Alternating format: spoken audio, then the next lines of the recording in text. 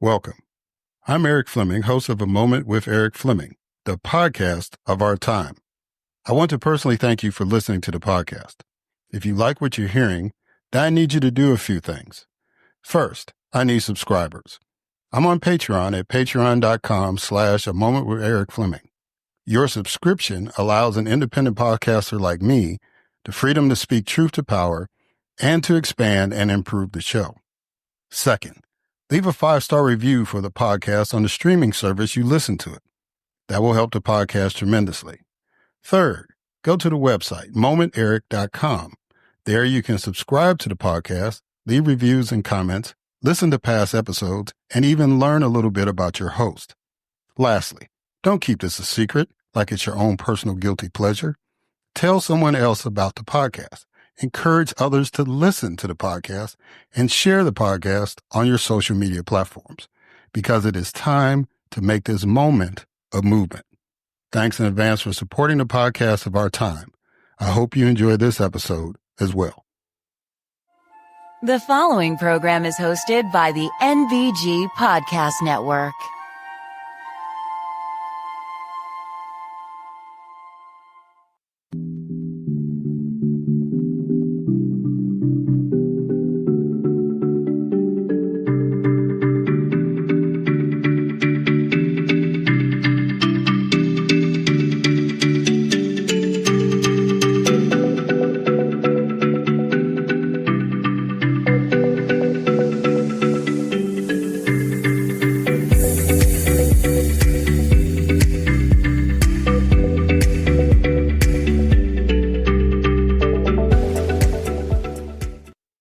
Hello, welcome to another Moment with Eric Fleming. I am your host, Eric Fleming.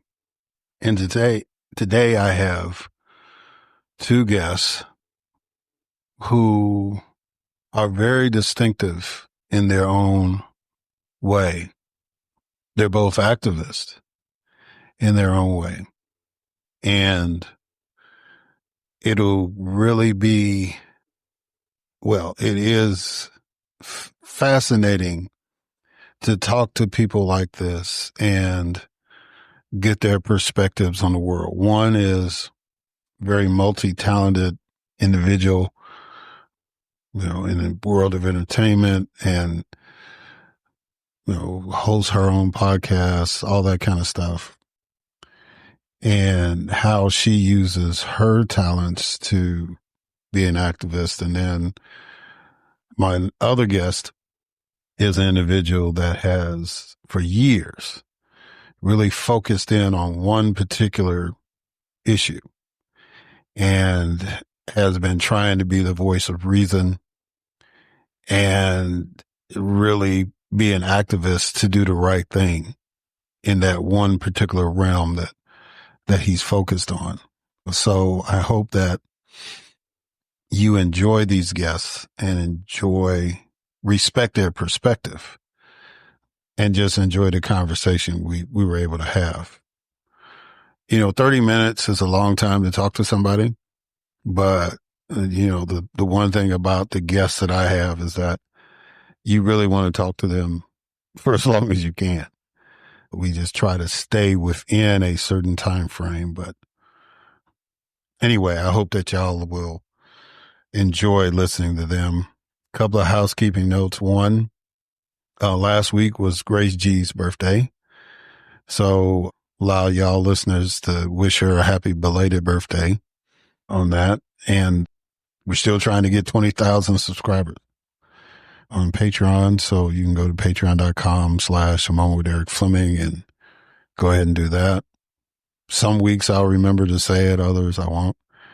But just know that that's ongoing until we get it. And I will definitely let you know when we reach that threshold. Just for the importance of keeping this podcast independent and unencumbered. Right?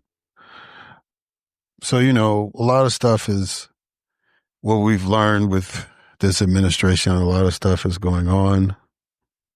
And, we do our best to try to, between me, Grace, to try to keep you informed about what's happening. So let's go ahead and get this program started. And as always, we kick it off with a moment of news with Grace G.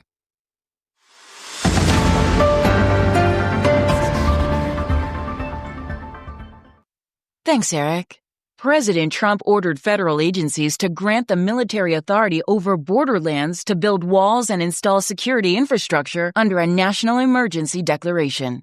A suspect was arrested for a shooting at Florida State University in Tallahassee, which left one person dead and 6 injured. The Trump administration threatened to revoke Harvard's tax-exempt status over alleged anti-Semitism and froze $2 billion in federal funding. A suspect is in custody after Pennsylvania Governor Josh Shapiro's residence was damaged in an arson attack. El Salvador's President Bukele refused to repatriate Kilmar Abrego Garcia, disregarding a U.S. Supreme Court order directed at the Trump administration. Salvadoran authorities allowed U.S. Senator Chris Van Hollen to meet with Abrego Garcia while visiting the country. A judge ruled Palestinian activist Mahmoud Khalil deportable under Trump's policies, denying his request to subpoena Secretary of State Marco Rubio. 2 New York prison guards were charged with murder and 8 others with related crimes for fatally beating an unarmed inmate, Messiah Nantwi, at Mid-State Correctional Facility in March. The NAACP sued the U.S. Education Department to block funding cuts targeting diversity programs for Black students. The U.S. military and Air Force academies will end race-conscious admissions policies following Trump administration directives. U.S. prosecutors are reviewing a case involving a former FBI informant who admitted to fabricating bribery claims against Joe and Hunter Biden, seeking his release during an appeal. A federal judge rejected a challenge to immigration enforcement in places of worship. A Los Angeles judge approved resentencing hearings for the Menendez brothers, potentially making them eligible for parole after 35 years in prison for murdering their parents. And measles cases in Texas and New Mexico rose to 624. I am Grace G., and this has been a Moment of News.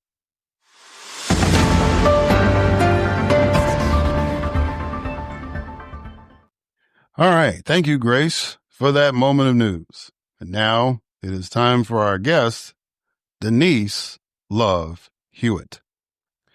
Denise Love Hewett is the host of the podcast Do the Work, which focuses on redefining leadership to be more holistic. This was birthed out of her time as a founder of Scripted, an entertainment tech company working to dismantle the inefficient and exclusionary practices of Hollywood.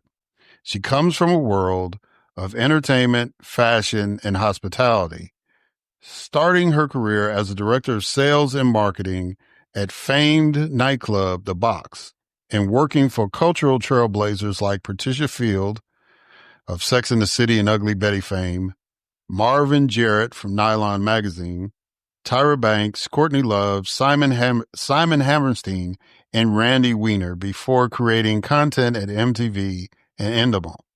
She is a seasoned television and digital producer who lives at the intersection of activism, entrepreneurship, and entertainment.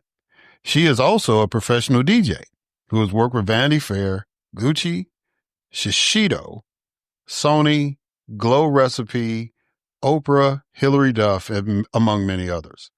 She holds a bachelor's degree from Gallatin at NYU, where she studied cultural signifiers, how they affect and reflect society. And she has just started a brand new podcast called Too Much. Ladies and gentlemen, it is my distinct honor and privilege to have as a guest on this podcast, Denise Love Hewett.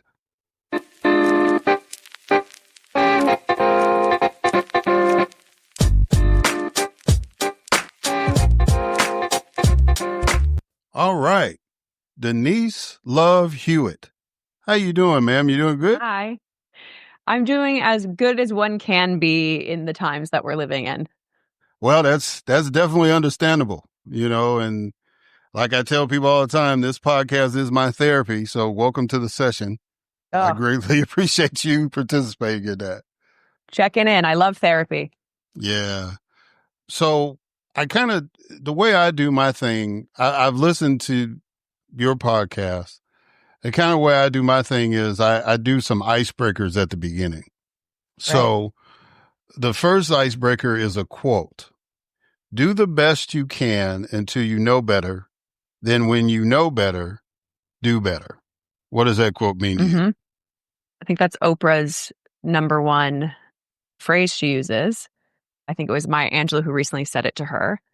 But, I think that we don't always know what we don't know. So a lot of times, sometimes when people are behaving a certain way, it's because they're maybe not aware of how they're behaving. And then when they get the awareness, they can change that behavior. And so for me, that's the goal, is make people aware so we can all do better, because most people want to. And when you do know better, you do better. Yeah. All right. So the next icebreaker, I need you to pick a number between 1 and 20. 12. Okay. What advice do you have for recognizing fake news, propaganda, misinformation, disinformation, whatever? You don't have to be able to recognize it. You have to be able to be vigilant to check it. The biggest thing is fact checking and using Google to check your sources. And recently in my family thread, my mother sent this thing in our text chain. And I was like, this feels like conspiracy theory to me. Can you please tell me like where this came from? And then she's like, oh, well, I haven't fact checked it yet. And I said, okay, well, I'm making a rule for this family chat. It can only be things in the family chat that you have checked before you put in here. I don't want to go down the tunnels of things that aren't true. We have to be really vigilant, because that is one of the main ways we keep calm and keep control in this time, is to check. So you don't have to necessarily be able to recognize it. You just have to do your job to check it. Yeah. Yeah. And that's very important, because a lot of people just, we get into these silos, right? And, we want to, I'm old enough to remember Walter Cronkite. I don't think you are, but I know who Walter Cronkite. but I mean, it was like he was the person that we trusted. So if he told us this happened in the world, then that happened, right? And we don't have any Walter Cronkites anymore, or even a Peter Jennings. I mean, it's just but people still have that desire to trust the person that they're listening to, whether it's on a podcast, cable news, whatever. And people have taken advantage of that. So I think it's just as important. I remember a pastor once saying, don't just take my word for it in the sermon, read the book yourself. And I think that's kind of the mantra we need to have in this political dialogue. I may ask you this question. I'm going to skip that one and get right into this one. What is it like being a creative in this political atmosphere we're in? Creatives thrive in environments where they have meaningful things to say and work to give. And that is the unfortunate truth, is that we are needed most in times of tension and frustration, because people are looking for release, they're looking for support, and creatives have that ability to contextualize the world we live in a very heartfelt way.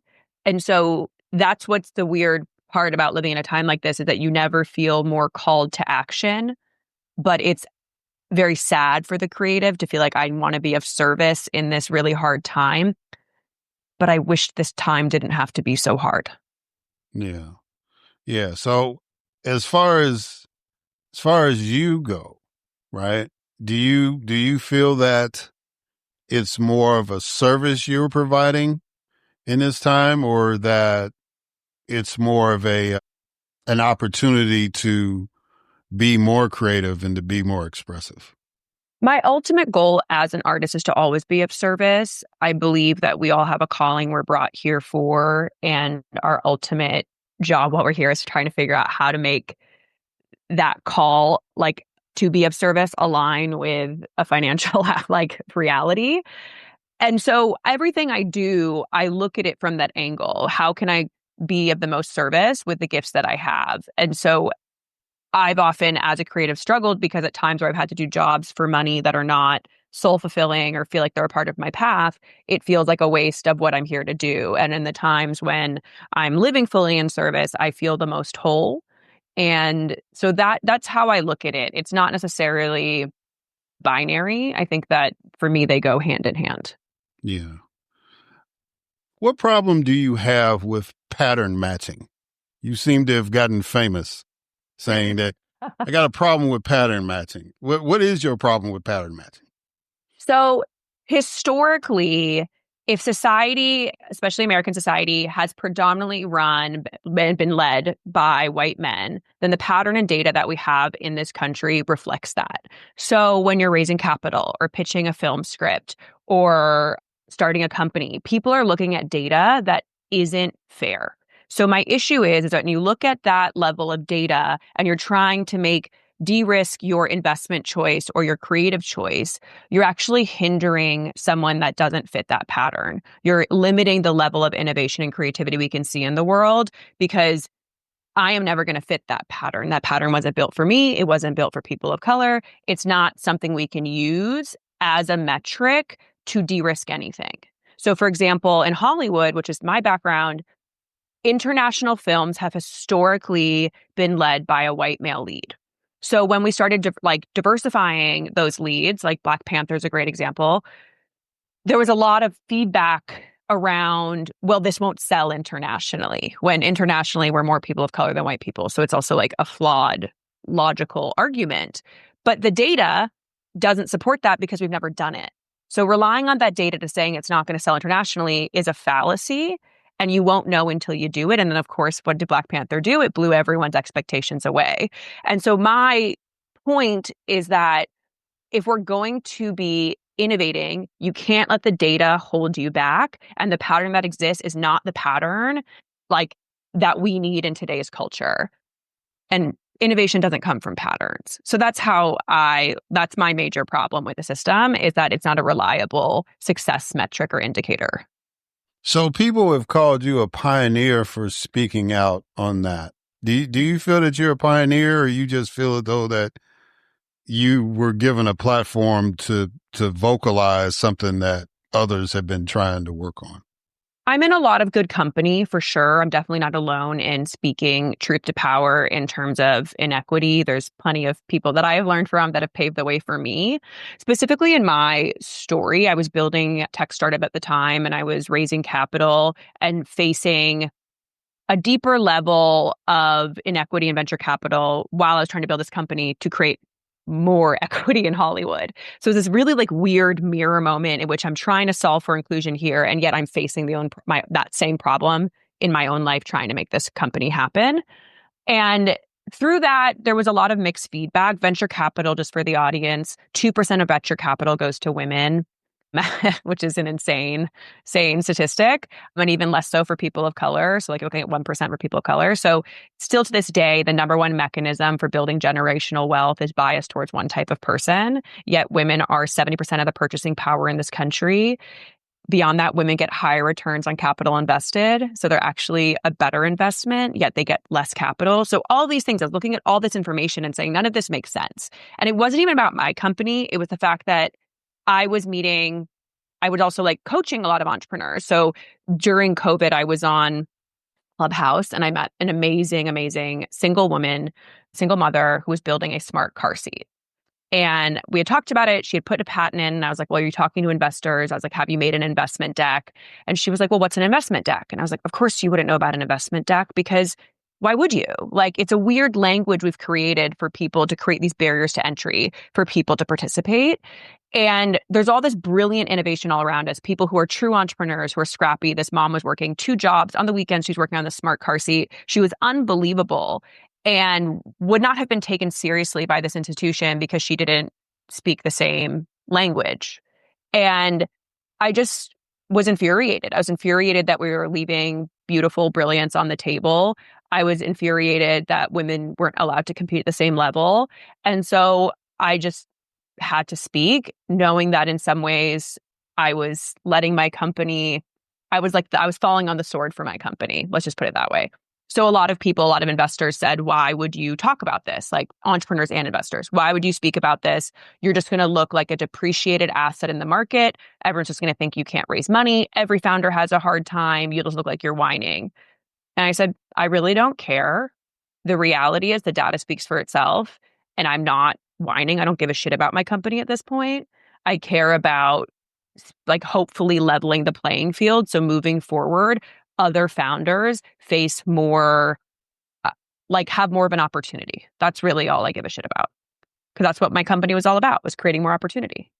You once said that we have no control over how our work is perceived or supported. We can only make the thing we are called to make. Why was that an important lesson for you to learn? Because in a world and a country, specifically in capitalistic country, that really values external validation, it's hard as an artist to feel like your work matters or means something if it's not tied to external financial success, visibility. I've done a lot of different experiments, creative experiments along the way that I feel like were, you just in a silo that not many people engaged with or weren't, that I thought were really meaningful, but engaged with, the right few. But I think that impact work is different. And so that's really what I've come to post company. I was talking to someone on my podcast. Her episode will come out in a couple weeks, but she has created huge strides in athletics for pay equity for women, professional athletics. And the whole time she was doing that, she was barely making money. She was getting by, yet she created this monumental shift for so many people. And to me, that is the true success. And in the world we live in, we have to reframe it for ourselves, because I think it's so hard to feel like it matters or you're doing something meaningful if you don't have that immediate feedback loop. Yeah. You know what? When I was putting this question together, I was thinking about Alanis Morissette, right? Because Alanis Morissette has been doing music for years.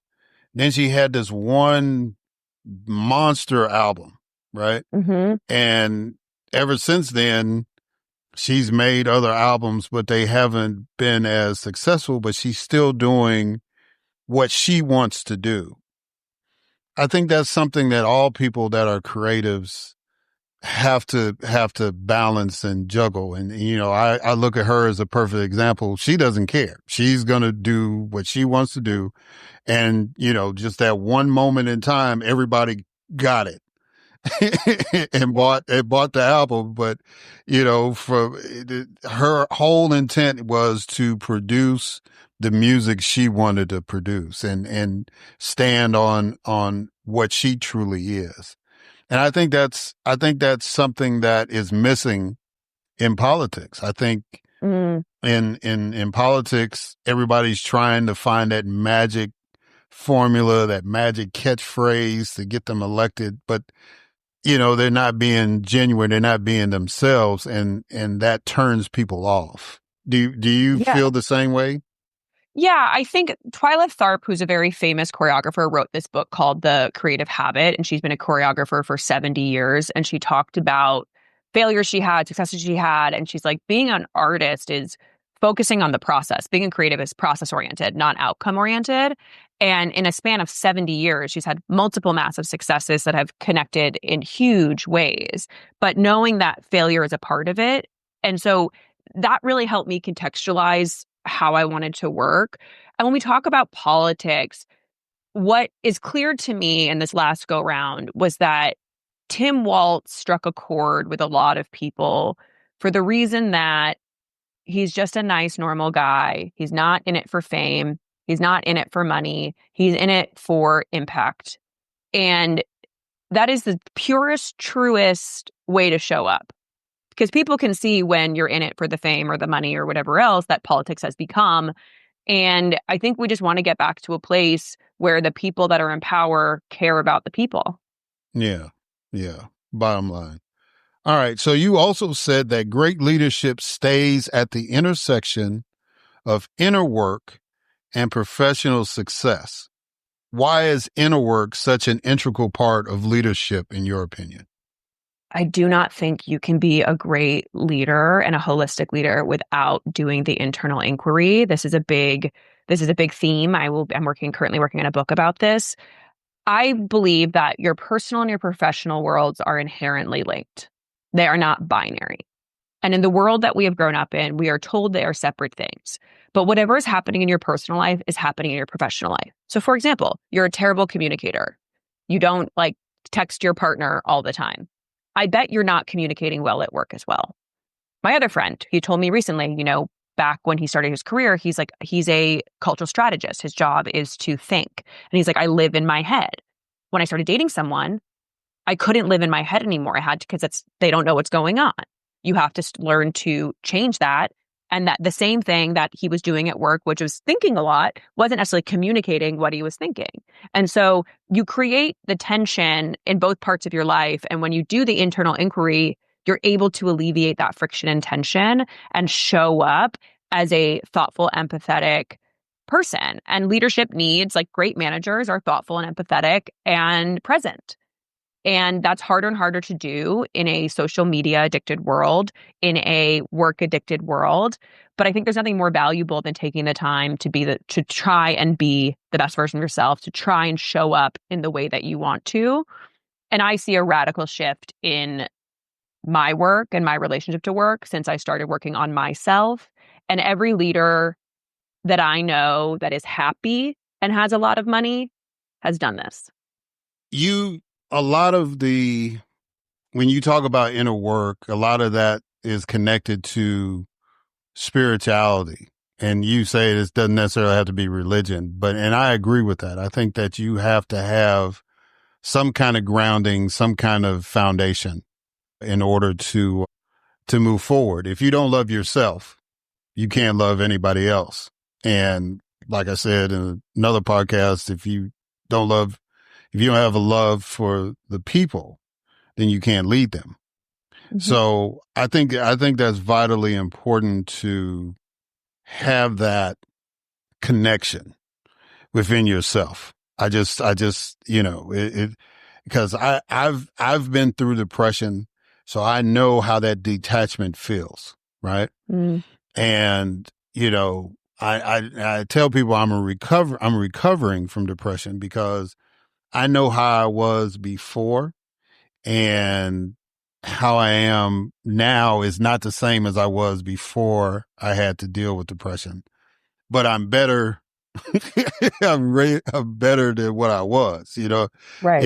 And you can see the difference. But if I wasn't in tune with myself, then I ain't no telling where I would be right now. So I think that's vitally important for leadership. And so, most of your focus in leadership has been in the entertainment industry. So I'm going to ask you to expand that and ask, how do we redefine leadership in America to reflect the America we live in? The leadership we have currently in this country reflects the values that we have upheld. And so what I want to keep driving home for people is, if you want a compassionate, empathetic leader who prioritizes your well-being, then we have to start prioritizing other things.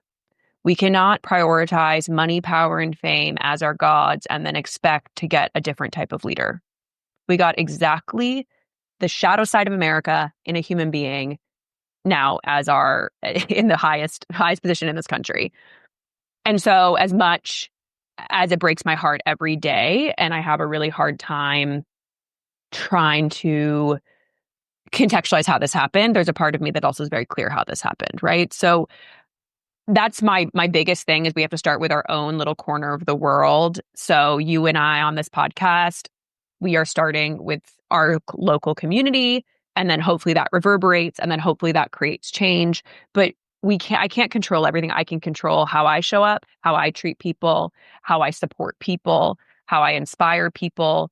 And that's, I think, the best place to start to get to a place of a more to the promise of what the Constitution promised us. Okay. We know it has never lived fully in practice, but there's a promise there that we can live into if we choose to. But we have to be able to be more community minded and think a little less about ourselves and our own financial well-being 24/7. Yeah. And, that reminds me of what Shakespeare said, and I guess it was Hamlet or whatever, when it talked about "to thy own self be true," right? Because in America, whenever something really crazy happens, we always say, "Well, that's not America. That's not who we are." But from what I hear you saying, it's like, actually, it is how we It are. is. And It we is need who to we are. fix that. There's two competing narratives, right? There's a narrative they told us, which was that all men are created equal. Well, that was written while those people owned other people. So that we know in the birth of this country, there was misalignment from day one. So you can't expect to get to an alignment if it was birthed upon poisoned soil. So we now have to figure out how to realign, get to a place where we're living the values that were promised, not the values that were happening in actuality. And that's going to take some work, right? That's the work we're in right now, is to overthrow the toxic narrative that is racist, sexist, xenophobic, and greedy and oligarchical. Like, that's not the story we were told, but that is what happens when you don't address the wrongdoings that you were born upon. Yeah. And see that I've always made the argument that we're talking about spirituality, that when Thomas Jefferson wrote that, right, that was more divine intervention than it was him, because, he was the worst kind of slaveholder. I mean, he Yep. was having sex with the slaves. He didn't free them when he promised to free them, all that stuff. But he was the one that said that all men are created equal. He wrote that down. And Yeah. so I think that a lot of times when, our aspiration falls short because we fall victim to, like you said, money, power, sex, whatever. We fall victim to our weakness. And if we don't do some self-reflecting, we can never get to our aspiration. Right. Mm-hmm. Yeah. So I mean, that's perfect how you brought that in. Do you still struggle with uncertainty and possibility? All the time. All the time. All the time. Being creative is just having such a deep amount of faith and conviction that you believe everything will work eventually. I'm a Virgo by birth, so that's my sun sign. And for astrology people, like, that's my south node. So the south node is what you're born with and basically what you're learning to relinquish. So as a Virgo, I'm very type A, planner, love to know what's going on, love to plan ahead. My north node is in Pisces, which is about dreaming, about uncertainty, letting go, being fluid. And so I am actively trying to get a lot more comfortable with the not knowing. I've come a long way, but I certainly am still not a master. And last year was like a year of deep, deep existential crisis for me, that I have a lot more faith today. But about 7 months ago, I was having a lot of daily talks to the universe about my life. Well, it's like, I think if you are conscientious, then all of us struggle with that. I think, Yeah. when you're talking about this political atmosphere, there's definitely a lot of uncertainty at my end, as Mm-hmm. far as like, are we even going to have an election in 2026? It's like, is Yeah. my party going to rebound from this? Are they going to learn something from it? All those kind of things. As a Yeah. Black person, there's always been uncertainty as far as when is the other shoe going to drop and they really going to do something to us. They've been trying, but it's Mm-hmm. like, we've always managed to find a way to fight back. And then that's where the possibility comes in, because we've seen over time that, people who have been oppressed in this country have found a way to go forward and to make progress. And all of us are having children. So it's like, with our children, we see the possibility, and we pray that there's a better world for them than what we're dealing with. So I think people, if they're really honest, they all struggle with that. I think what's disingenuous to me is people in politics that don't acknowledge that. I think that, there's some kind of, I don't know, sort of persona that people feel they have to have. It's like, I have all the answers and, you know, everything's going to be fine if I get elected. But that's not really the truth. You know what I'm saying? And, you know, when things get hard, I think people are scared to be that genuine. Do you kind of feel that sense? Oh, yeah. I think truth telling is the most scary thing for people to do and receive. It's because it's not, you know, a sugar cube. It's not, it's something that may not be the answer you want to hear, and that can be uncomfortable. But we live in a time where people are not comfortable with discomfort and they need to get more comfortable. That's part of one of the issues we have as a society is our inability to be uncomfortable. And the one thing this presidency is doing is making me deeply uncomfortable every day, but I also have to be really present, right? Because every day we have such a chaotic leader. I don't know what's coming next. So you can't plan anything because it's so volatile. So you're just like waiting to see what's going to happen. Are we fully going to have a constitutional crisis in which then a lot of people will be deeply unsafe and harmed? And so then what do we do to get those people safe? But those are the things I'm looking at is like, when certain things happen, you know it's time to go, or you know other things have to kick in. And those are the things that I'm trying to track for, because I believe we have enough people on the right side of history in this country. I don't believe fascism will prevail, but I do think it's going to be a really uncomfortable way forward. And a lot of people are going to have to give up something, like some sort of security, some sort of comfort. And I don't think a lot of Americans have thought about that, are ready to do that. I just had a conversation with my mother about this actually. And I've started to ask myself a lot of real questions, like, if we really do have to fight for this, what are you willing to give up? Are you willing to be imprisoned? What are the steps you're willing to take? And I want more people to ask themselves those questions. Yeah, I heard you say that on your podcast that, you know, you have to make a conscientious decision, because you were saying everybody that you've admired that's been involved in what we call good trouble have had to have that experience. And you were like, I've had to serve some time. And I volunteer in prison. So I'm very, like, I'm in prison every 3 months volunteering. So I'm very aware of what that environment is and looks like, at least in California, which is pretty, you know, we're a little more on the rehabilitative side, still a long way to go. But, you know, you have to ask those questions. And certainly in this environment, you know, where he's sending people is not like a California prison. It's a concentration camp, essentially. So people need to start asking, because I don't think this administration that leads by force, which is an unsustainable strategy, I don't believe that they are going to go down quietly. So we really have to figure out, as people who care about protecting civil liberties, how we show up to save, you know, like, there's a long way to go in America, but save at least the progress we've made thus far. all right, who is the better futurist, you or Elon Musk, and why? Elon Musk is not a futurist. Let's just clarify this for real quick.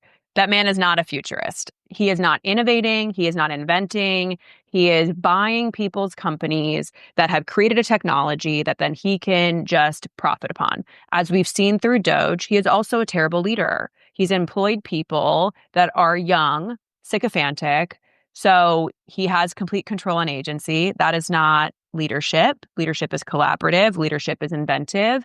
And let's just talk about process. For example, you're going to come in, do no diligence, eliminate things without weighing the pros and cons of the effects of what you're doing. Terrible leadership. You want to talk about efficiency and saving money, you need to make thoughtful decisions before you take action.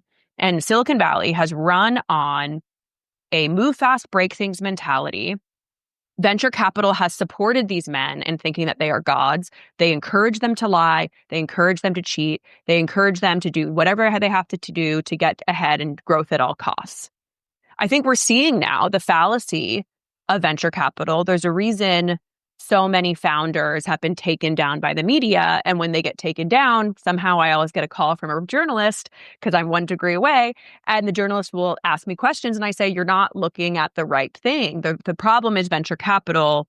Founders are the symptom of this bad disease of venture capital. And so when you've been trained and rewarded in that, what does your brain do? Your brain then codes that you can get away with a lot of things. And when you're supported in that, you keep doing it.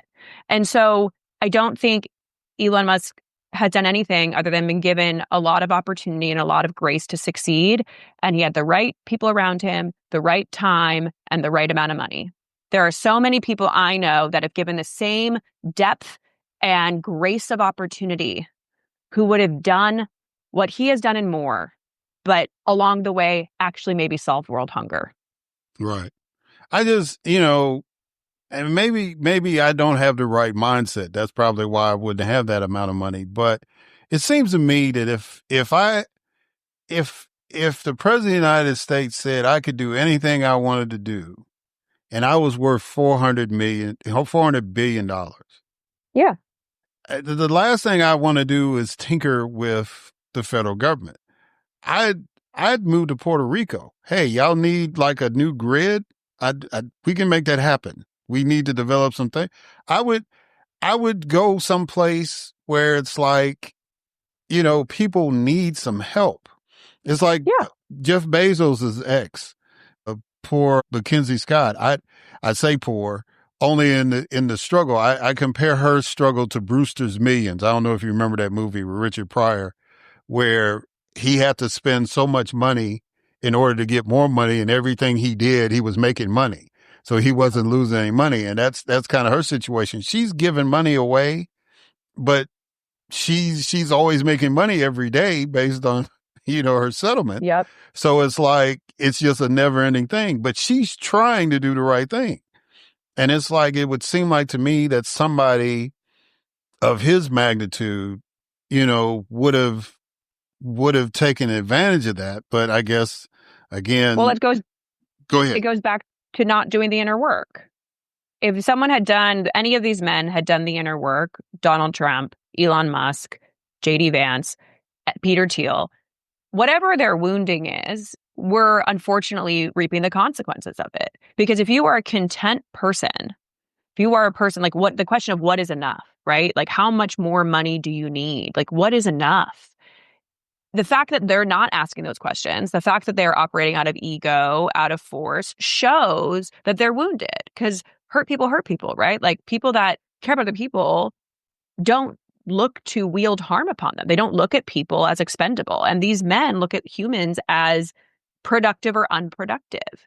And that is not what humans were ever here to do. We're here to be, and to be in community and to create. Capitalism was thing we created. It's not what's in our nature necessarily, right? So it's all very bizarre to me because at the core, bizarre, not really bizarre, but it's just more, makes me sad, because whatever pain they're feeling can be healed.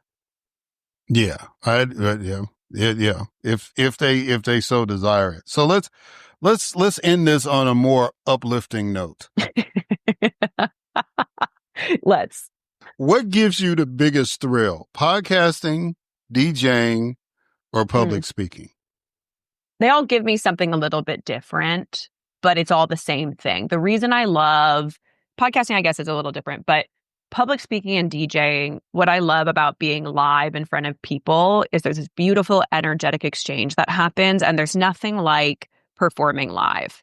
There is no substitute for that feedback in real time, the magic that you can create, the level of flow state you can achieve in like a short amount of time. It is so joyful for me. Podcasting for me, the joy of it is two things. One, surfacing all the brilliant humans that exist in this world and having a conversation with them that I hope will plant seeds for people of how to live the blueprint that makes the most sense for them. It really has restored my faith in humanity this year. There's so many great, amazing people who give a damn. And that makes me feel so full. Like, podcasting really feeds my soul, having a really intimate, special conversation that then we can share with a lot of people and hopefully inspire them. Like, that's the goal, is to give people the tools to feel like they have agency over their own lives, to feel like they aren't helpless, to feel like they can be the dreams that they have. That's what I want for all people. Amen. Because that is exactly the reason why I do what I do. So it has been an honor to have that meaningful conversation with you, Denise Love Hewett. And you know, like I tell every guest, you have an open invitation to come back. You know, if something's burning, you say, Eric, look, I got to get this off my chest. You know, we'll make that happen. So I want you to take advantage of that. But before we officially sign off, tell people how they can get in touch with you, how they can, you know, the name of the podcast that you do, because you do too, right? You do. Well, I've sunset Do the Work. So Do the Work was my first iteration, and it was about redefining leadership. And then I had a deep desire to expand that container to talk about new ways of redefining success, motherhood, romantic relationships, masculinity. I think we need a lot of new blueprints. The ones that have existed are not aging well. They've timed out. So I want to give people other pathways. So the new podcast is called Too Much with Denise Love Hewett. And that's what it's all about, redefining categories. And you can find me on TikTok, Instagram at Denise Love Hewett. It's ETT. And I would love to hear from you, and feedback, advice, ideas. We're very open. Well, Denise, thank you again for coming on the podcast. I greatly appreciate you taking the time. I so appreciate this, Eric. It was such a joy to spend time with you. And thank you for all the good service you have done. All right, guys. And we're going to catch y'all on the other side.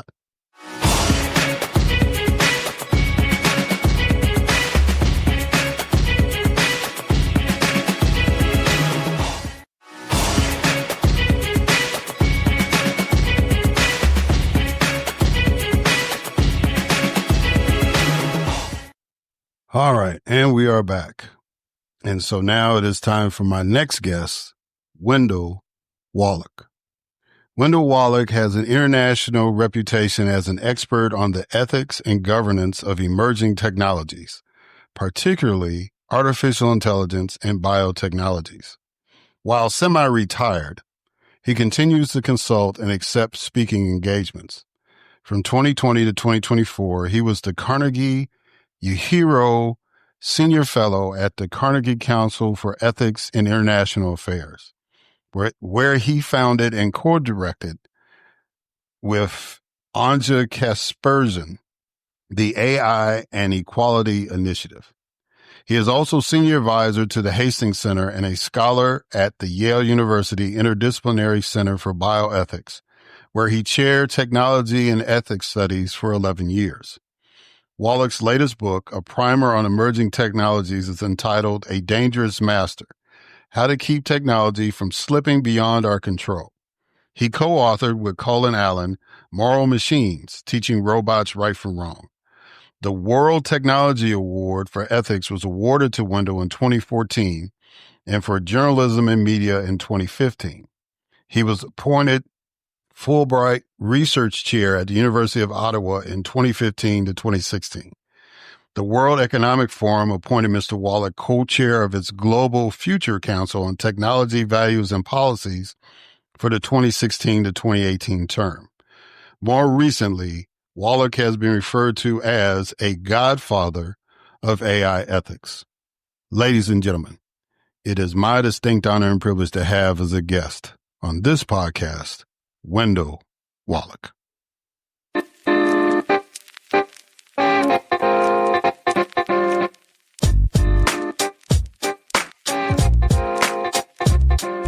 All right, Wendell Wallach. How you doing, sir? You doing good? Doing fine. Thank you for having me. Now, did I pronounce your last name right? Because I did good. Wallach. Okay. All right. Because I'm from the old school. Phonics. I had phonics when I was little, so I try to do phonetic stuff. Well, first of all, yes, sir. Well, first of all, it's an honor to have you on. You are one of the more preeminent voices when it comes to ethics in modern, or what they say, emerging technologies. And so for you to come on the podcast is really, really an honor for me. And as I stated before, you're one of the smartest people out here on the planet. And I greatly appreciate you sharing some of that knowledge with me and the audience.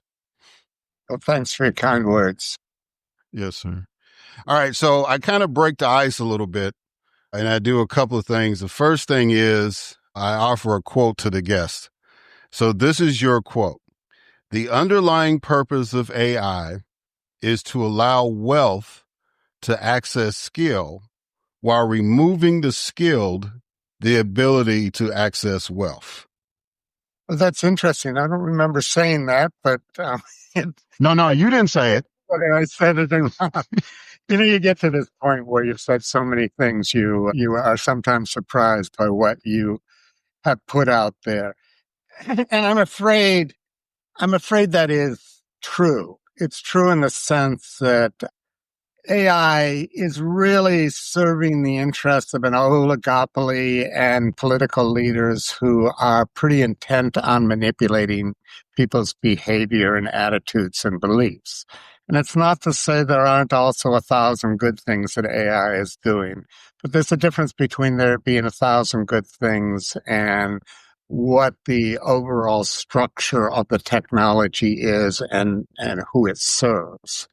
So when an Elon Musk, for example, enters into the Trump government, he may want a lot of things, including fame and power, but he's particularly interested in all that data the U.S. government has on each of us, conglomerating that, and the power it will give to AI and those who utilize or are behind the AI in their practices, an awful lot of which is directed at manipulating our behavior again for marketing and propaganda purposes. Yeah. All right. So now the other icebreaker is I need you to give me a number between 1 and 20. 17. Okay. What's something about people who see the world differently than you that you've come to appreciate? Boy, that's a great question, but it's almost the other way around. Is I probably came out of an elitist background, and that kind of background where you're special and your attitudes are the right ones. So, I mean, it's taken a lifetime of breaking some of those pretenses and biases down and just realizing that almost everybody I meet has something to say to me that I need to assimilate.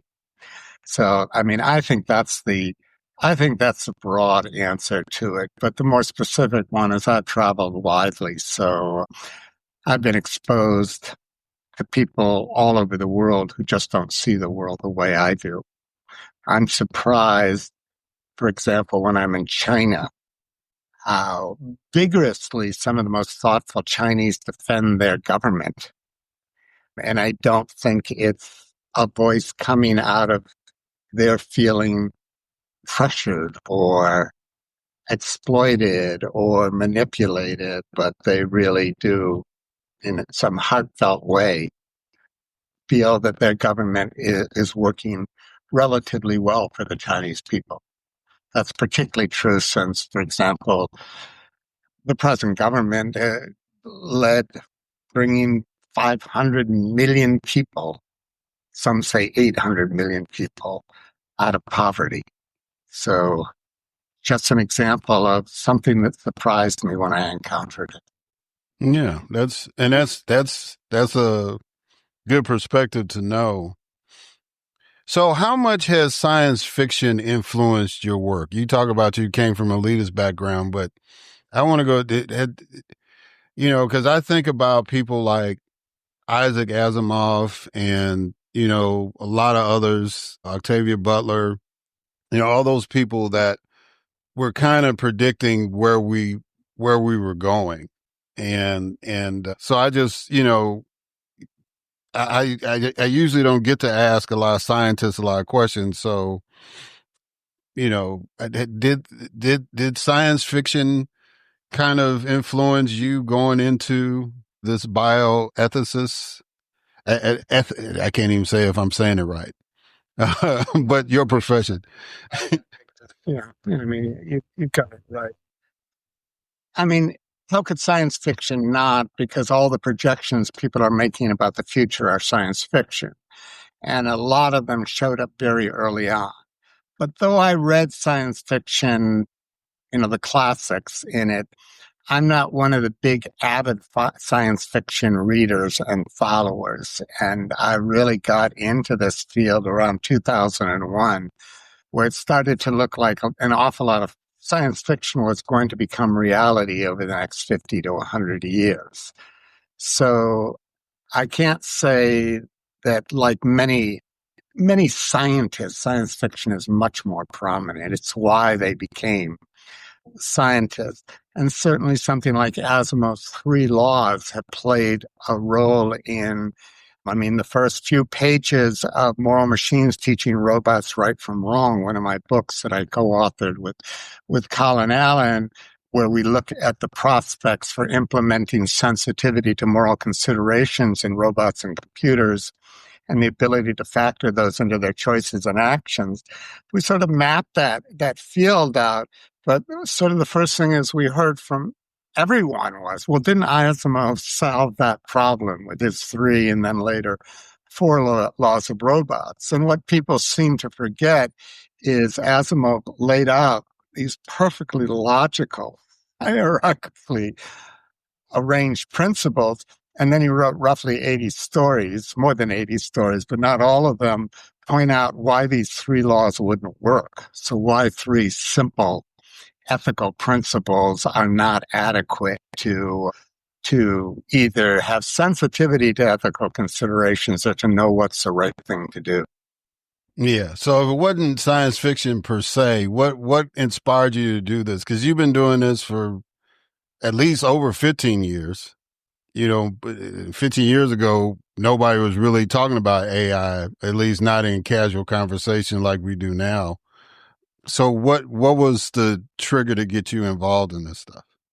Well, for me, it probably starts much earlier than it is on the ethical side. When I was 17 years old, two local ministers came to my house early in the morning to take me on the March on Washington in 1963. So I was in the early part of that kind of folk movement, civil rights, anti-Vietnam War generation. And I was very much an activist, having spent some time in prison and in Alabama during the Selma Montgomery marches, and that followed me. And I also got very interested in Eastern religions and started thinking about why ethics didn't work very well and what did it need. So when I encountered this relatively small culture, a few hundred people worldwide, of transhumanists and others who were waxing poetic about the benefits they could get from technological enhancements and other things, my antennas were already out there for, well, what could go wrong? And of course, some of them were already pointing out what would go wrong. Eliezer Yudkowsky was already telling people that the singularity was coming and robots were going to basically decimate humans. And AI was going to basically decimate humans. So that got me into the field. I very early on became the chair of the Technology and Ethics Study Group at Yale. But it was such a vast field that I needed something to get my hands on. And this project that I did the book together with Colin Allen and had done some earlier research with a woman, Eva Schmidt, on whether you can implement moral decision-making faculties in robots, sort of helped me focus a little bit and get back to my primary interest, even going back as a kid, which is, can we know what is right and good? And if so, how? And so the book became a sneaky way of having this ethical inquiry in the context of technology, which made it much more accessible for many people, though probably it was more successful in its subtext, meaning it's a primer on ethics, what works and what doesn't work, than it was as a book that really gave us a clear pathway to ensure that future technologies would act in an ethical way. And I guess now we're at this stage where I'm I'm bewildered at the extent to which we indulge essentially unsafe technologies with limited safeguards. Yeah. So that perfectly segues, well, I'd say perfectly, into my next question. One of the biggest challenges in artificial intelligence, is highlighted by Dr. Joy Buolamwini, has been facial recognition of darker skinned humans and speech recognition of African American vernaculars. How ethical can AI be if it perpetuates racial bias? Can't. I think that's pretty simple. It can't, and it can't because it's being trained on not only, I don't care about skin color. I don't care if it shows that you're green or purple. That's not the problem. The problem is it's being trained on this vast body of historical information and more recent information, which is intrinsically racist. So now you have this problem that you have a skin color and you can match it with both historical and more recent data where people said skin color equates to or has a very strong connection to, because that's how AI works. Basically, it's a connectionist network. It's creating strength. It's quantifying the relationship between one characteristic and another characteristic. So there's no way that the identification of skin color is going to be a positive thing if you have backlogs of racist information to draw on to interpret whether skin color means anything. Yeah. So And you Joy have, is credited for being one of the early people to, I mean, people like myself were talking about bias long before people like Joy came along and brought some empirical evidence to bear. yeah, yeah. And, yeah, so she really has kind of taken it to a new level. And, a lot of times when you look back at history, when they used to talk about the bell curve and all that stuff, we didn't have people in positions really to counter that. And I think now in this day and age, we do have people to counter the misnomers and so on. So I hope that more people like Dr. Joy get engaged. You're definitely one of those people, but more people get engaged in making sure that the information that's being programmed into artificial intelligence is more balanced and accurate.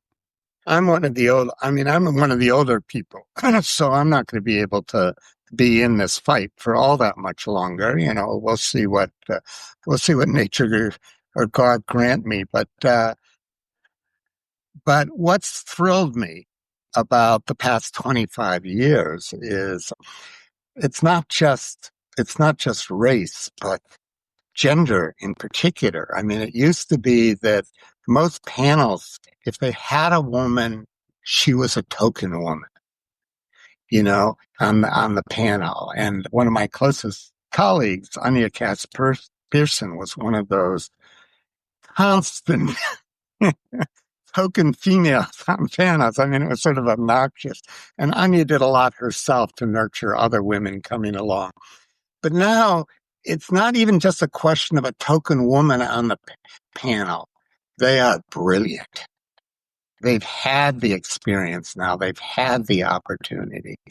And though sometimes I think we're leaving the world in a worse shape than it was, when I came into it, and that was the big aspiration of us 60s types. Now I look around and the one thing I see is, boy, all the brilliant women and African and Asian and other peoples who know their stuff. They aren't tokens, they are the leaders, and that the next generation will have that leadership. That speaks well. Yeah.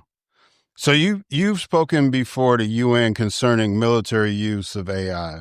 What are your biggest ethical concerns in that regard? Machines should not be making life and death decisions about humans. Point blank. Only humans get to make life and death decisions about you.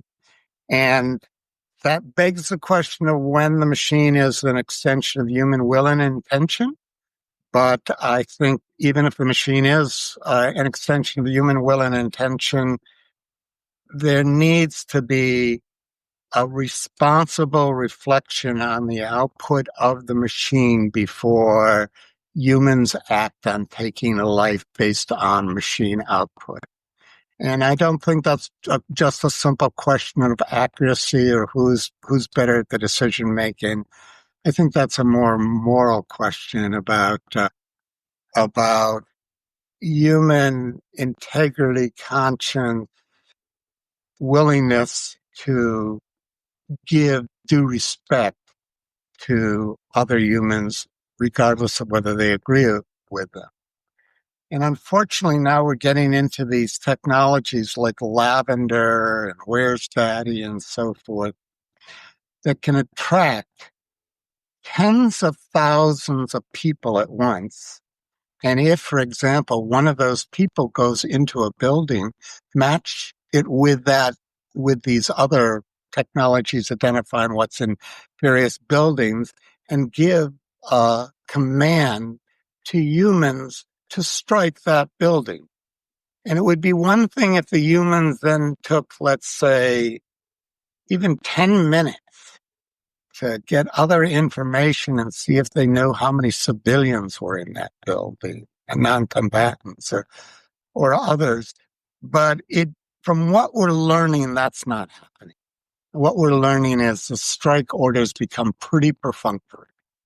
And to me, that's one of the great tragedies for humanity. I mean, that means we're moving into the use of weaponry that I've said this before, but basically that Hitler would have loved and any modern day genocidal leader will love. Yeah. Because one of the criticisms that's out there is that in Israel's response to October 7th is that they're using a lot of AI to make strikes in Gaza and all that. And, you know, a lot of people, it's not been confirmed, but that many people believe that that's what they've been using to. Well, we know they do have these weapons like lavender and where's daddy and so forth.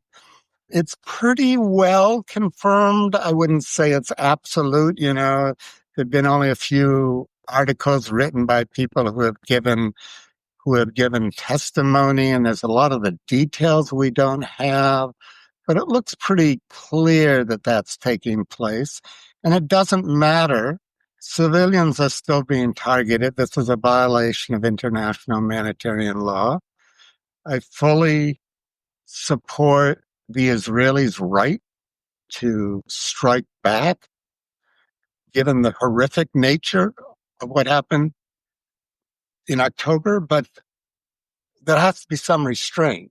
And now we are seeing even the Israeli people demonstrate against their government and say there is no need for the continuation of this war. This is more about what serves the Netanyahu government than what serves Israel. Yeah. Yeah. I no argument for me on that, whether we were talking about AI or anything else. So since this is a political show, talk about the need for ethics in political campaigning. Because one of the concerns that, you know, has come up early is how commercials are made, right? It's like they'll take my voice and turn it around and make it seem like I said, you know, we should all eat dogs and eat cats. And, you know, I may have been talking about, you know, the need for more animal shelters, but somehow, some way they splice it. And of course, people have been up in arms about that, but just talk to me in detail about what are your concerns and how can any suggestions of how we can regulate that? Yeah, that's not an easy question to answer in terms of how we can regulate it. But what's going on? I mean, you could always splice and edit and put together a little piece of film that made somebody say something that they didn't have, that they didn't say. But we now can do that in an instant. We can create deep fakes. We can have people give long speeches that, where their lips are synchronized with their words, and they didn't say it. So the technologies for disinformation and misinformation have grown exponentially. And it's very hard to track what you're getting and what you aren't getting. And the old way, at least the way I used to manage this was that if I trusted somebody, I tended to go along with their opinions on things that I didn't have time to research myself. But now you have campaigns of lying or distortions or selective picking of information, so that it's becoming increasingly difficult for people to know what is and what isn't true without doing a lot of work themselves, or without being sure they have really trustworthy people to turn to. And the problem is, even those we trust the most doesn't mean we go along with all their beliefs or understand what they will and will not do. So we're moving into this world where trust is at a premium, and AI, not only in disinformation, but even in real information, can still be used just merely to manipulate behavior. So consider that you're in the mall tomorrow, and suddenly music comes blasting out of one of the stores, which just happens to be one of your favorite pieces of music, get you dancing or whatever, And lo and behold, that store happens to be selling something that you searched for on the internet the day before. That's the kind of world we're moving into. And that's a pretty hairy world. It's no longer that we're training the machines to be as intelligent as us. The machines are training us to be as dumb as not they want, because in general, if the machines don't want anything, but those behind those machines, those marketing products, those trying to persuade us politically, want. And what are they getting out of it? They're getting all kinds of power. Elon Musk spent chump change, $278 million to buy the executive, when the tech oligopoly had for years trying to buy at least the legislature to ensure that they didn't enact laws that got in the way of their developments. I mean, now we're moved into a universe where presumably AI will be generating trillions and trillions of dollars. And where is that money going? It's all going to those who hold stock in the leading companies. At least 90% of it is.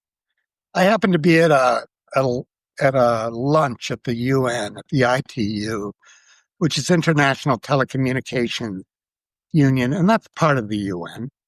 And they had basically the representatives to the UN in Geneva from all of the countries at this lunch. And the keynote speaker was a vice president of Amazon Web Services and an official from Microsoft. And the guy from Amazon Web Services, after he had waxed poetic about all the good things AI was going to do for us, he talked about the trillions of dollars it would generate. And the Microsoft guy got up and he talked about how AI was helping companies in their energy efficiency. And I got up afterwards and I just slammed them both. I mean, I said, don't tell us about the trillions of dollars AI is going to make, when almost none of it is going to go to the 2/3 of the world represented by, most of these ambassadors here in the room. And don't talk to us about AI contributing to energy efficiency when we all know AI is becoming one of the biggest consumers of energy. So this is the world we're in. We're in a world where narratives are being written for us that don't necessarily meet our interests.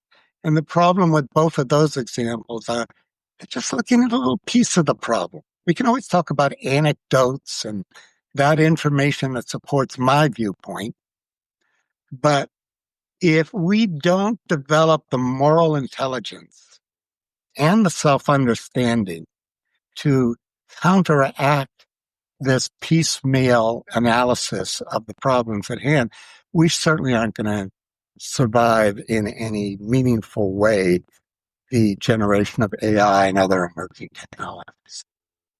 Somebody asked you a question I asked another guest. Who is a better futurist, you or Elon Musk, and why? I don't know how to answer that question. I mean, the problem is none of us is everything. None of us really knows what the future is going to be. And there's some heavy predictions out there. We all select information that feeds our own wishes and desires. I just happen to be the guy who's now made a career of being the gadfly, of underscoring for years what's not getting attention. Elon Musk is, building the companies that provide the technologies of the future that he wants, So I think most people would pick Elon Musk, or at least would have until 5 months ago. as not a bad futurist. Now that they've got to know him, they might think better of that. I think if it comes to the good of humanity, people like me are head and shoulders above Elon Musk. But if it comes to actually the realization of futuristic gadgets, yes, of course, Elon. Yeah, I got you. And that brings into the perspective, right? Because you're gonna have people. Can I add one thing to that? Go ahead. I may have given myself a little praise, but if it's a question of who's winning, clearly it's the tech oligopoly. I mean, those of us who are trying to underscore what requires attention, they are not, the things that require attention aren't getting anywhere near the attention they need. Yeah. And and that's why I was going to say about the perspective. I'm a big science fiction guy, and one of my favorites is the Star Wars franchise. And it's like, the Empire has all the cool stuff. They got the Death Star and all the, all that, all the things. And, the rebels don't have as much technology, but they have the moral compass to challenge it. And, when we watch the movies, we want the moral compass to win. But in real life, not so much. So, I appreciate how introspective you were with that answer because, a lot of us, like I said, we like the cool stuff. The fact that we're doing this interview via technology, right? That's cool. But, I appreciate you because you remind us it's a biblical principle. What is it to gain the whole world if you lose your soul, right? If you lose that morality. So I appreciate gadflies like you who remind us that there has to be a balance. I think there's also a thing in the kind of self-understanding we're going to need to be able to battle off everything that's trying to manipulate us. Not battle off, but just diffuse its impact upon us. Is probably a revival of what used to be called virtue ethics or not losing your soul. That the recognition that that's pointing to something, whether we have souls or not, I'm not concerned with that. People will debate that. But that there's something intrinsic to us that functions like a moral barometer, even if there is no such thing, as a moral compass or anything like that. And I call that need the need for a silent ethic. I think we need that kind of internal re-engagement with life. And we need to complement that with a kind of ethical analysis. It doesn't only look at what the greatest good for the greatest number is, but also looks at the price we pay for each option we choose. So what goes wrong or who loses? My own feeling is if we don't also speak to the detriments of the choice we finally make and ameliorate those, lessen those, there's no way we can call our action moral. Yeah. Well, Wendell Wallach, the time that we have is definitely not as appropriate to cover everything as intensely as we should, but I do appreciate the time that you gave me. And in this brief time that I've had the chance to talk with you, I understand why people hold you in such high regard. And again, I am honored that you came on the podcast, and I am honored that you are doing the work that you have committed yourself to do. You stated you don't know how much longer you have, but I will say that with utmost confidence that what time you do have left, that you're going to maximize it and continue to educate us and continue to keep us balanced and on the right path. So thank you for coming on the podcast, and thank you for doing what you're doing. Thank you ever so much. Any opportunity to speak out and have one more person start to think about these things.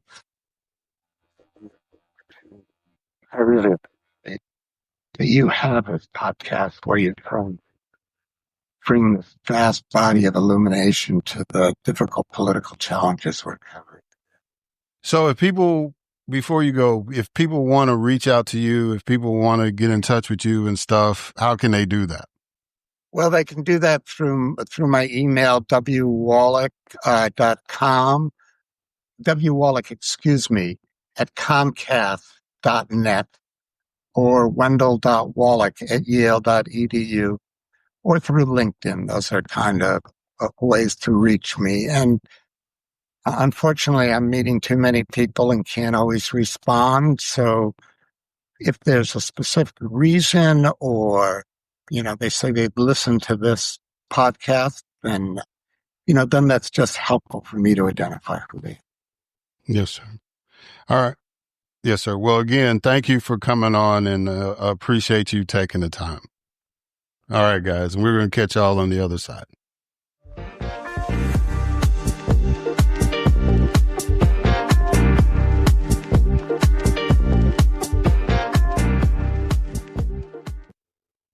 All right. And we are back. So I want to thank Denise Love Hewett and Wendell Wallach for taking the time out to come on the podcast. It is really, really an honor to have people like that come on, not just these two guests, but all the guests that I've been privileged to have on the podcast. But in this particular episode, to have both Denise and Wendell come on and to be so gracious with their time and their expertise and their commitment to what they're doing, because they've got other things to do. But to set aside time to talk to us and kind of explain why they're doing what they're doing and how it relates to all of us, but particularly those of us in the African American community. It's in the political realm. It's really, really important. So I thank them again for coming on. So I want to talk just real quickly, because I'm trying to really control emotions per se, but dealing with this situation with Kilmar Abrego Garcia. So some of you may know that at one time in my life, I was a paralegal for the Mississippi Immigrants' Rights Alliance. Shout out to Bill and Patricia for the work that they've been doing all these years to not only help people get all their paperwork, and it's a lot of paperwork that people have to do, especially those folks who are seeking asylum. It's a lot of paperwork. There is money involved, right? And so it's just a lot of work that needs to be done to help people to go through the process legally in the United States, to become either a permanent resident or a citizen, or even sometimes just to get a student or work visa, right? There's a lot of work to be done, and there's a lot of flaws in the system that should be addressed. But, right now we've got an administration that basically just wants to kick everybody out that's brown and black, or any other shades of the rainbow, to be honest. And now this president's talking about deporting Americans, but we'll get into that in a minute. So anytime there's immigration issues, because of that time I spent, I was really, really made sensitive to that. It was one thing to be a politician and to speak to groups and talk about issues and deal with bills on the floor, but to actually do the work and really get to know people who are trying to do the right thing and watch all the hoops that they have to jump through, and to celebrate people when they get their permanent residency or their citizenship. It's ups and downs. It's triumphs and tragedies in that process. So again, like I said, there's some work that needs to be done to make it simpler, to make it process better. But we're not going to do it just being hateful, spiteful, and reckless. And the case with Mr. Abrego Garcia is that kind of case. So if you understand all this, he was detained, and his situation was that he is not a legal immigrant. He is not a documented immigrant. His situation was he fled his country, El Salvador, and he was, being threatened, either trying to be initiated in a gang or, threats against his family or both. Got out of El Salvador, got to the United States. And first time he was detained, once he explained his situation, he was given an exemption to stay. That he was given an order not to be sent back to his home country.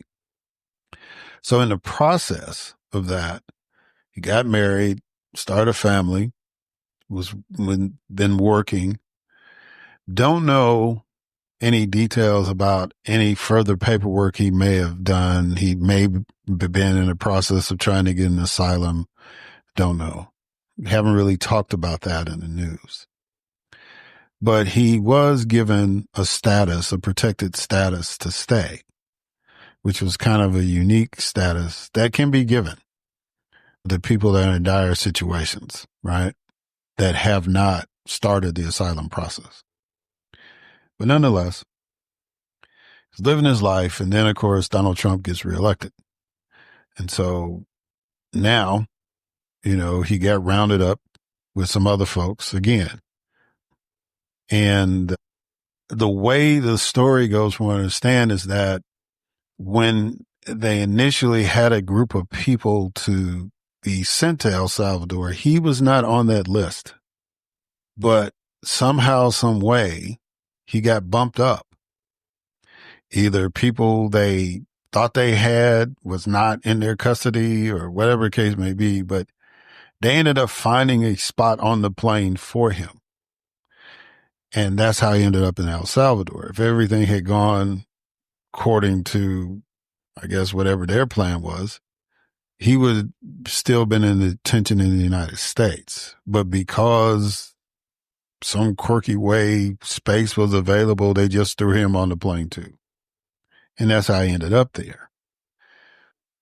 And then once they admitted, so I want y'all to understand how rare of an occurrence that is. This administration admitted to making a mistake.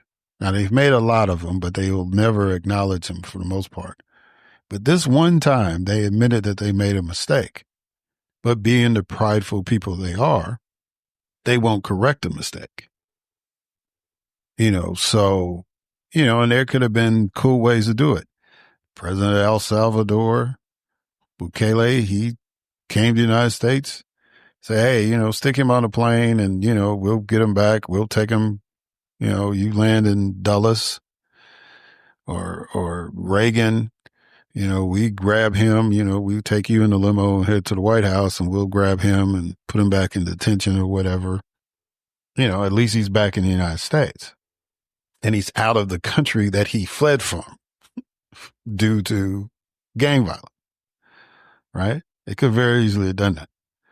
But no, they didn't do that. And Bukele is just a younger Latino version of Trump, arrogant, don't admit to mistakes, you know the type. And I noticed a reporter that asked Zelensky how come he wasn't wearing a suit, didn't ask Bukele the same question, but that's just as trivial as they are. So it is what it is. But anyway, so Bukele said, well, he's, who are we to send a terrorist back to the United States? Well, first of all, you haven't had any trial to prove that he was a terrorist. So good luck on that as far as any defamation lawsuits go. But, could very easily say, look, man, I know you catching some flack. He can fly back with me and y'all deal with him, whatever. And it doesn't impact the money that you're giving us to house these people, which is like $6 million. $6 million American taxpayer dollars, by the way. It's not coming out of Elon Musk's pocket. It's not coming out of Donald Trump's pocket. It's coming out of the taxpayers. $6 million taxpayers' money we're paying another country to house people that we round up and deport. So anyway, could have solved the situation that way. So we had a U.S. Senator go down, Senator Van Hollen, who was senator from Maryland, where Mr. Brego Garcia was living. And through his tenacious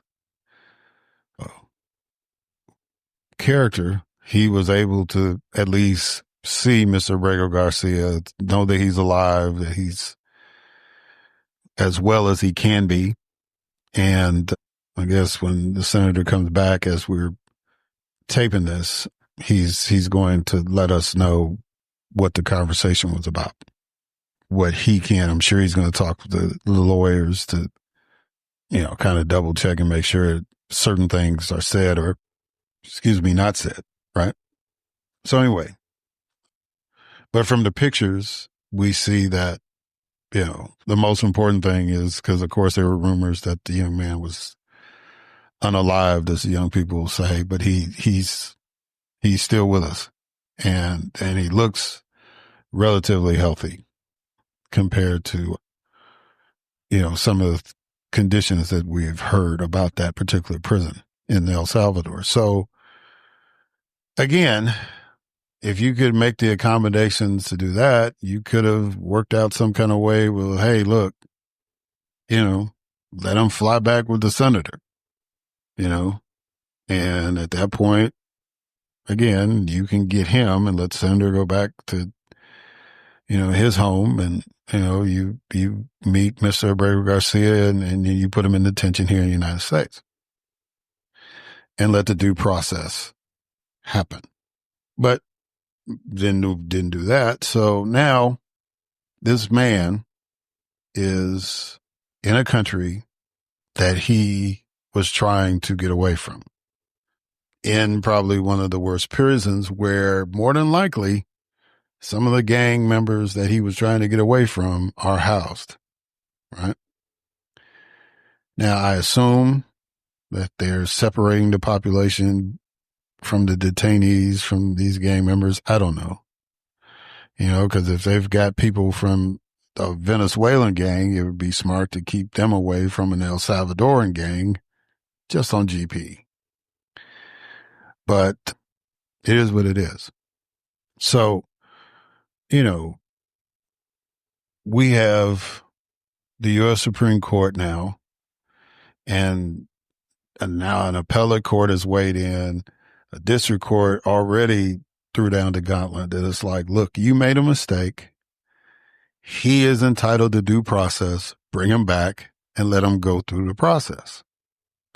This administration is like, make us, right? They're daring the court to do something. And the question becomes, can the court do anything other than put him in contempt. But, it's like, is he anybody going to jail for contempt, or anybody going to pay a fine, or it's just going to be, well, we held him in contempt and that's all we can do.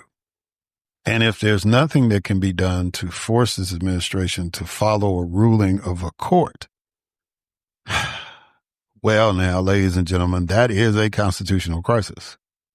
Now, I know people don't want to use that phrase because it implies chaos and anarchy. And, most people that have envisioned the constitutional crisis has envisioned like end of the world doomsday scenario. And Donald Trump is not the first president to challenge the court to make him do something. However, as volatile as these times are, as dangerous as these times are, as unpredictable as these times are, I don't think that's the right thing to do. If it was like, 20,000 people that you've made a mistake on, logistically trying to get all that together, will take some time. But we're talking about one person, and you've had two opportunities to slide them back in, bring that person back, and you didn't take advantage of that. Other presidents would have done that just to show that they have some sense of compassion.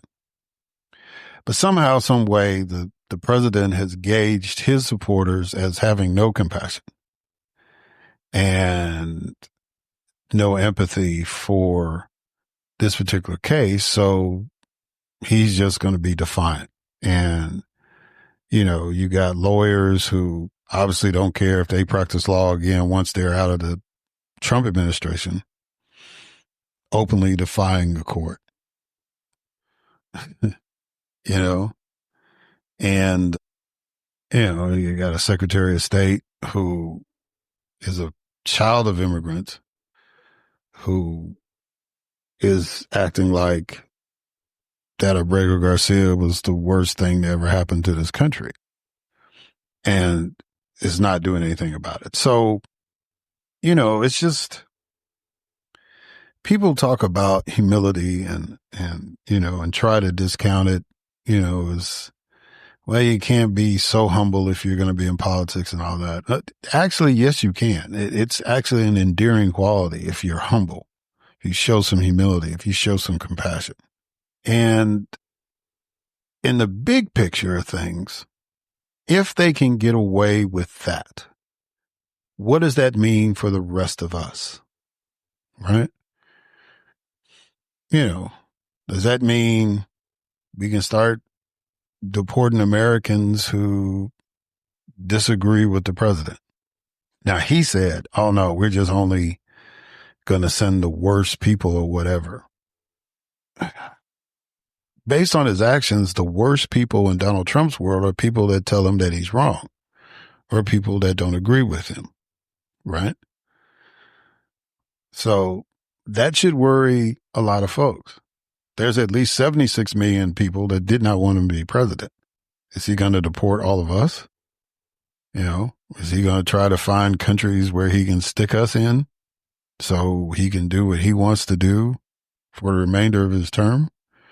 Or even be audacious enough to go for a third term unconstitutionally? I mean, Abrego Garcia is an individual, but he represents so much more than that. And I need people to understand that. This is not just an isolated incident. This is a test case. Because if this administration can get away with defying the courts, the last judge that laid into the administration was a Reagan appointee, for crying out loud. If he can get away with defying the judicial system, then there's really no holds barred. It was one thing bad enough for the Supreme Court to give him immunity for certain actions of being president. But for him to just totally disregard the judiciary altogether because they don't agree with his position, that they didn't have the legal argument to win them over, right? Then that's dangerous for all of us. Now, for those of y'all who say, well, Donald Trump ain't going to do nothing to me, I supported him. Ask the people who just got fired. Are they immune? People that had Trump flags in their yards and was working for the federal government are now on the unemployment line. Literally. So don't get this false insecurity because you supported him, especially those of you who are of color, that he's not going to do anything to you. You are sadly mistaken. Ask those Venezuelans who danced and sang for President Trump, and then he took away their temporary protected status, right? Ask them how they're feeling right now. The Cubans, the Haitians. Ask them how they're feeling. Sure, the Ukrainians that are here, I think he's actually done something taking away their status, right? Guys, this is really happening. And if your echo chamber is Fox and OAN and Newsmax and whatever else, Alex Jones, all these people, Charlie Kirk, Ben Shapiro, some other Benny, Scott Sanders. I mean, if that's your echo chamber, I get that you're getting a different version of the story. But I really, really want to implore you, and if you're not listening to the podcast, those who are listening that know people like that, please convey to them that there's more to the story than what they're getting. And, it's just like, the minute that people started showing some empathy for Mr. Abrego Garcia, then all of a sudden now he's a wife beater, right? A domestic abuser. So now you're trying to justify kicking him out. Well, you could have brought that up in a trial instead of kicking him out and then saying, oh, yeah, well, he did this, he did that. See, because when the public starts, as a black person, when the public starts siding with an unarmed black man that's been killed by the police, first thing the news tries to do is say, well, here's a mugshot. This person's been in trouble with the law before. This person is not a saint, right? So human beings are not limited to showing empathy to saints.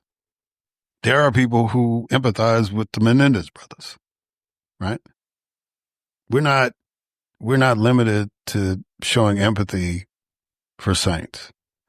We empathize with people who have been done wrong. And I don't know what household a lot of them grew up in, but the household I grew up in always try to remind us that two wrongs don't make a right.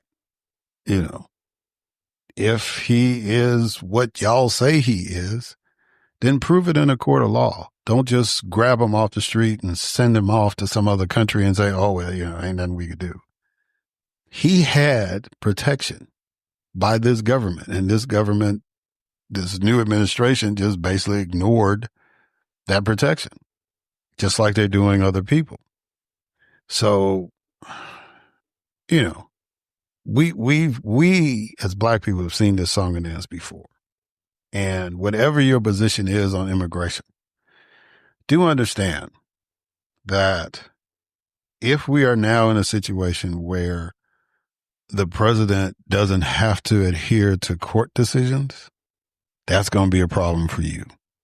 It's going to be a huge problem for you, especially if you're black, if you're a member of the black community that's an activist, that's out here challenging this administration, that's out here challenging these policies, that are asking for reforms to things that are supposed to be working for us, right? In the meantime, they're cutting Medicaid and they're talking about getting rid of Head Start and all that stuff. It's the typical playbook stuff, right? And then, Gavin Newsom, I don't know what he's trying to do. I guess he's trying to run for president now, but, he says that this whole Abrego Garcia situation is a distraction. It might be a distraction for you and what you're trying to achieve. It may be a distraction for you that you don't want to answer particular questions considering how big a Latino population you have in your state. Governor, but it is the very essence of what we were talking about when we said we did not want this man president again. This very isolated incident, because it really isn't isolated. If he can get away with this, Katie barred the door. You know, he's already proven it. He's trying to bully the press. He's trying to bully the Federal Reserve Chair, saying he's slow and all this stuff. And Donald Trump has no concept of what that man is doing. That man, Chairman Powell, has done as much as any American can during his tenure to keep everything together. And no, the financial system is not perfect, neither is judicial system or any other institution we have in the United States. But there are some people that are really trying to do the best they can to do their job and to be fair.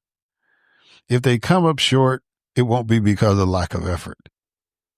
Our president, on the other hand, that's not the case.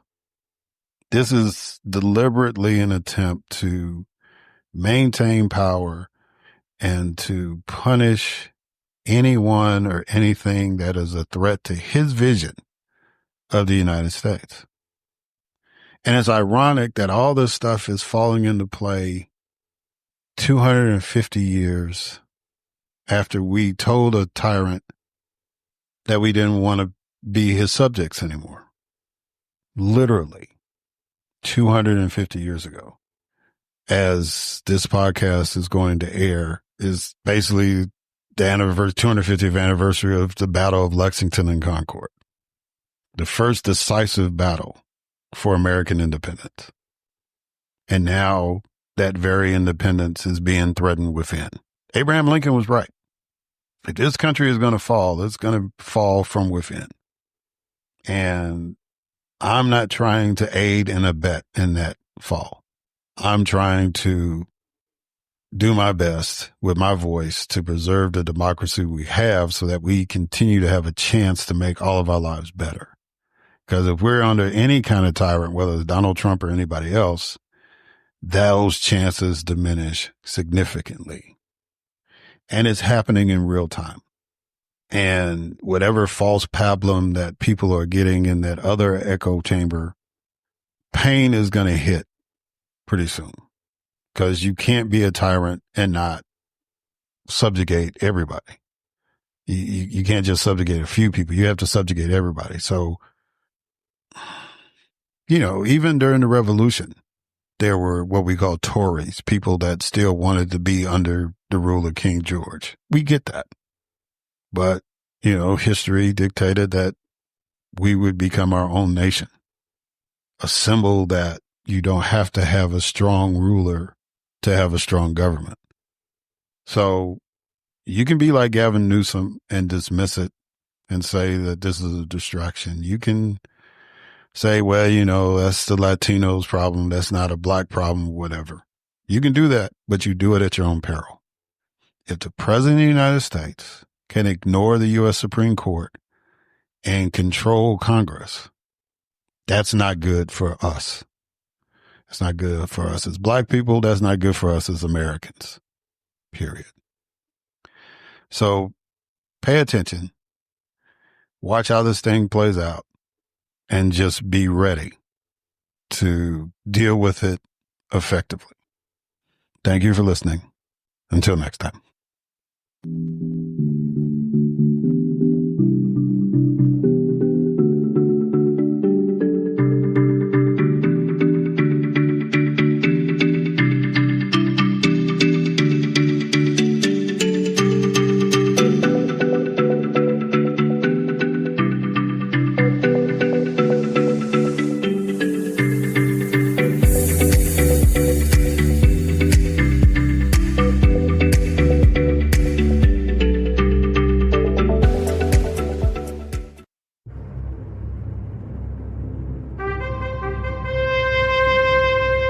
NBG Podcast Network.